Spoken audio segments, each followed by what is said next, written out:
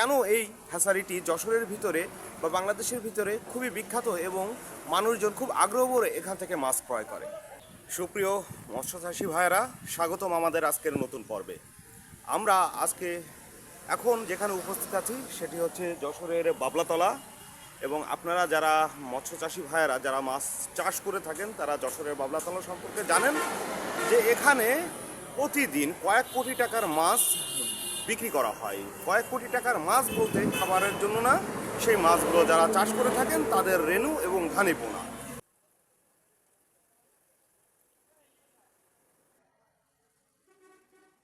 যে কোনো পরামর্শ অথবা সহযোগিতার জন্য আমাদেরকে সরাসরি কল দিতে পারেন অথবা মেসেজ করতে পারেন।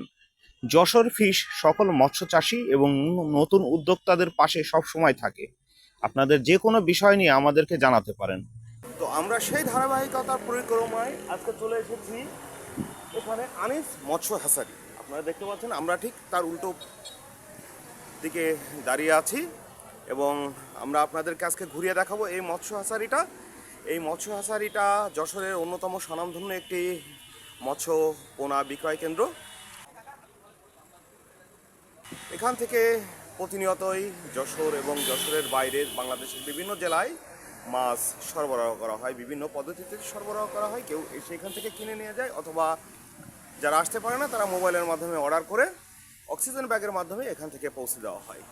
এখানে খুবই উন্নত জাতের কিছু মাছ আছে, আমরা আপনাদেরকে ঘুরিয়ে দেখাবো, যেমন পুঁটি মাছ, কার্পু মাছ, সিলভার কাপ মাছ, দেশি মাগুর মাছ বা বিভিন্ন ধরনের যে প্রজাতির মাছগুলো এখানে থাকে। অর্থাৎ এখানে যে মাছগুলো আসে সেগুলো কন্টিনিউ থাকে না, মাছগুলো প্রতিদিন বা প্রতি সপ্তাহে পরিবর্তন হয়।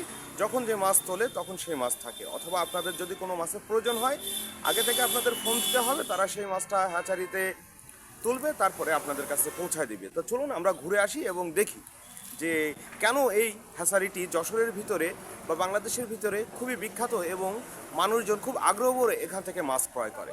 চলুন আমরা ভিতরে থেকে দেখে আসি।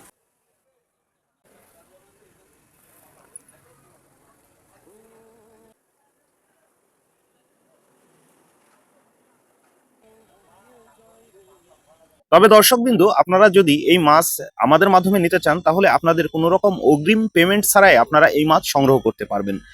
আদর্শ পুকুর পাড়ে নিয়ে যেয়ে আদর্শভাবে আপনাকে ওই পুকুরের চাষ পদ্ধতি এবং কিভাবে করে, কিভাবে কখন খাবার দেয়, কি মাছ চাষ করে, এটি সম্পর্কে সরাসরি দেখিয়ে একটি ধারণা দেওয়ার জন্য।